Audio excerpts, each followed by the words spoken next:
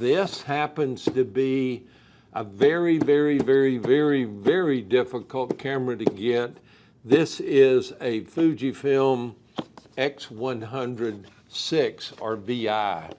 And I've got a couple of these, and if you're looking around for one, you might send me a note, and you look at Best Buy or some of these other places out there. They're like $2,500 plus tax. If you go on the New York shops like B&H and Adorama, and I'm not connected with them, but you can see these on their site. The problem is you can't get them, and it takes about a year to get them. I ordered two, and I got one through another source, and then these two came in. So I might be able to let you have one of these. I've also got some accessories, and I had one of the fives, the X100 which the body's exactly like this. The features are improved. Every time they come out with a new version, the 4, the 5, the 6, the F, the whatever, then there's some improvements. And I've got a cage, like you see here, and this is a cage from Small Rig. And it's nice because it's got more connection points, more usable connection points. It's got the little connection point down here where I put that little dongle. It's got a larger handle on it. I think you can see that stuff right there. And this one's kind of cool because it's an antique-y look. And these cages are so nice because your stuff just, sits right in, fits right in there like that. I'm not going to screw this one in right this second, but I think you can see how nice that looks and such. But I've also got some pieces from Polar Pro, Peter McKinnon's company that some of you may be aware of, and all that stuff is really cool. If you're I'll say this, if you're artistic and you love photography to be artistic, yes, this camera is a 40 megapixel, and yes, it'll do video as well as pictures and stuff. This camera is crazy creative in that, you see all these LUTs out there and stuff. I think most of you know what I'm talking about if you're into cameras. But this camera actually has built-in recipes that are based on the old film cameras that are out there.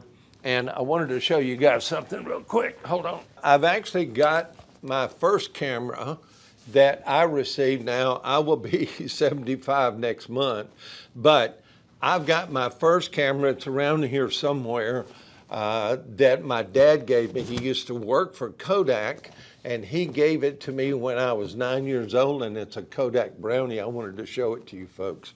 All right, so here's my very first camera. Like I was talking about earlier, it's the Kodak Bullet II Brownie, and you can either select color here or black and white by moving this lever over. Got a little viewfinder back here on the back. There's the viewfinder window, and then right here you can see, and what that shows you, it shows you what frame of your film that you're on. And manual wind that you can see right here. You advance your film like this, and you change your film in and out by taking the cassette out, and you change. This is actually 120 film. I think you can see that pretty well. 120 film, and you can see how the old film cameras used to work. So this spool would be moved over here once you put your film in, and it goes from here to here. It leaves this one empty, and then you shift the spool over. and makes it kind of neat. And once you get it loaded, of course, your film has a certain amount of situation where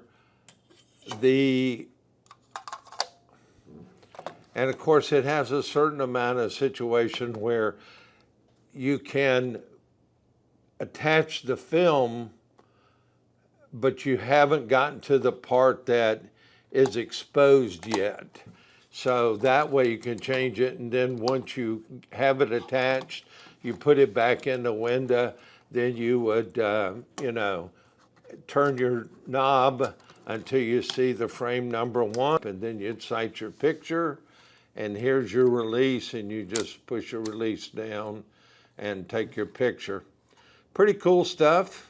But back when all the films were available and they were different, if you think about it, different ASAs or ISOs, and because of the different emulsions from Kodak and from Fuji and those companies, that you had the ability to really be more creative. And so this X100 6 by Fuji, and of course they, in the 5s and the 4, they had some of these recipes, but